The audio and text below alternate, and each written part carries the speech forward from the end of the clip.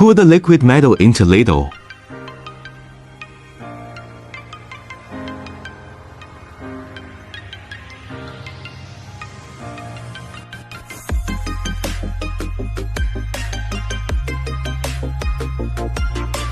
The metal liquid in the ladle enters the mold and is rotated by centrifugal force to form a pipe.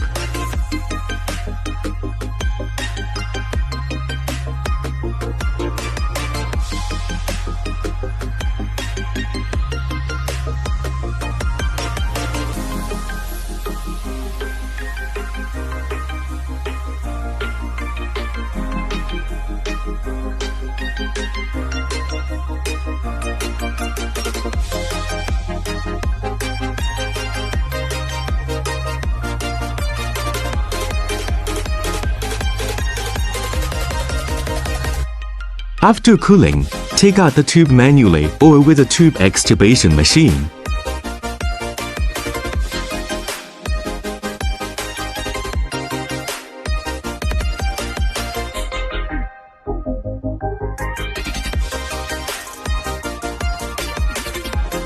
The pipe turning device rolls the cast pipe onto the pipe storage rack.